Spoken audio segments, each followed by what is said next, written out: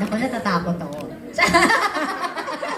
Hindi, ano lang to, reunion ng friends, right? For you.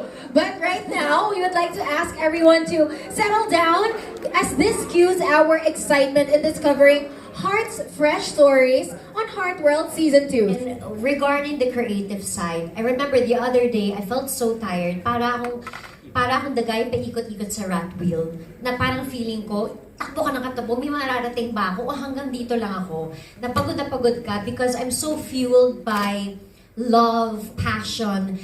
And sometimes when people cannot, when people cannot, kumbaga nag-painting, hindi na maintindihan talaga yung painting mo, parang nawawalan ka ng creativity and ng gusto to do something. But then again, it's my personal release. So I guess yun siguro what keeps me inspired is I am living once. I need to let my heart out, and whoever likes it will like it, and whoever doesn't. Basta nagawa ko yung part ko, and that's when the creativity really overflows.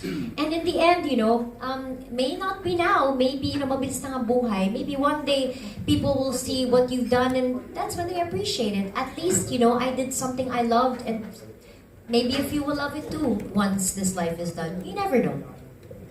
Thank you so much. So that's it. Thank you so much, Sir Nikki, as well, for your questions. Those are very moving questions. Maarte.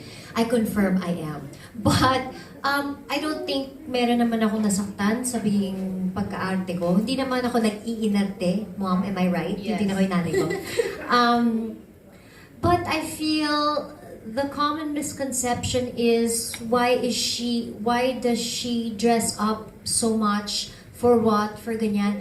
Iba-iba tayo kasi ng paraan para makakope ng mga struggles natin. I was always very open about feeling like a lemon or I was a factory reject of some sort na hindi lang ako wired perfectly and I have a lot of things running in my mind, and to dress up, to express myself with arts and fashion is my way of protecting myself, and it keeps me waking up in the morning. So, yun siguro yung bakit naiisip nila na maarte ako. Pero other than that, parang wala naman, yun lang talaga yung pinaka-huma-highlight na maarte siya.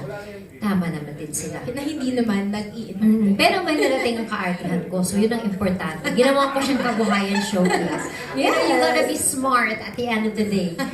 We love that. We love